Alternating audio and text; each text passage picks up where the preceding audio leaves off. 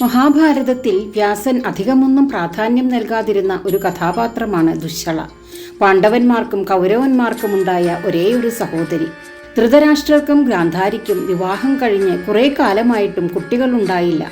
പാണ്ഡുവിന്റെ പത്നി കുന്തി ഗർഭിണിയായതറിഞ്ഞ് ഗാന്ധാരി വളരെയേറെ ദുഃഖിച്ചു. അങ്ങനെയിരിക്കെ ഒരിക്കൽ വ്യാസൻ കൊട്ടാരത്തിലെത്തി. അതിഥി സൽക്കാരത്തിൽ സംപ്രീതനായ വ്യാസൻ ഗാന്ധാരിക്ക് 100 പുത്രന്മാരുണ്ടാകുമെന്ന് അനുഗ്രഹിച്ചു. താമസിയാതെ ഗാന്ധാരി ഗർഭിണിയായി. ധൃതരാഷ്ട്രം ഗാന്ധാരിയും വളരെയേറെ സന്തോഷിച്ചു. ഇതിനിടെ കുന്തി തേജസ്വിയായ ഒരു പുത്രന് ജന്മം നൽകിയെന്ന് അവരറിഞ്ഞു. ഗാന്ധാരി താൻ കുഞ്ഞിന് ജന്മം നൽകുന്ന ദിവസവും കാത്തിരുന്നു. എന്നാൽ 10 മാസം കഴിഞ്ഞിട്ടും ഗാന്ധാരി പ്രസവിച്ചില്ല.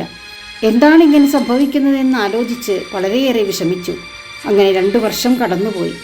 ഗാന്ധാരി പ്രസവിച്ചില്ല. ഒടുവിൽ കോപവും ദുഃഖവും സഹിക്കാൻ കഴിയാതെ ഗാന്ധാരി വയറിൽ ശക്തമായി ഇടിച്ചു.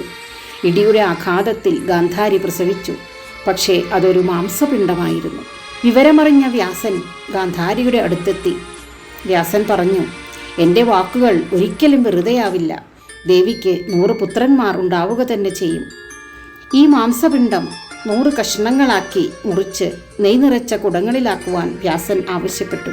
ഗാന്ധാരി അപ്രകാരം ചെയ്തു. ഈ സമയം തനിക്ക് ഒരു പുത്രി കൂടി ഉണ്ടായിരുന്നെങ്കിൽ എന്ന് ഗാന്ധാരി ആഗ്രഹിച്ചു. ആ സമയം വ്യാസൻ ഗാന്ധാരിയോട് പറഞ്ഞു, ഞാൻ 100 കുടങ്ങൾ എണ്ണിക്കഴിഞ്ഞു. 100 കഷ്ണങ്ങൾക്ക് മേലെയായി ഒരു മാംസകഷ്ണം കൂടിയുണ്ട്. ദേവി ആഗ്രഹിച്ചത് പ്രകാരം അത് സുന്ദരിയായ ഒരു പുത്രിയായി തീരും. എല്ലാം ശുഭകരമായി വരും എന്ന് വ്യാസൻ ഗാന്ധാരിയെ അനുഗ്രഹിച്ചു. അങ്ങനെ വ്യാസൻ 101ാമത്തെ കുടവും തയ്യാറാക്കി. അദ്ദേഹം 101 നെയ്ക്കുടങ്ങളും ഇരുട്ട് നിറഞ്ഞ ഒരു സ്ഥലത്ത് ഭദ്രമായി നിക്ഷേപിച്ചു. കുടങ്ങൾ യാതൊരു കാരണവശാലും തുറക്കരുതെന്ന് നിർദ്ദേശിച്ചു. സമയമാകുമ്പോൾ താനെ തുറന്നുകൊള്ളുമെന്ന് പറഞ്ഞ് വ്യാസൻ തപസ്സിനായി ഹിമാലയത്തിലേക്ക് യാത്രയായി.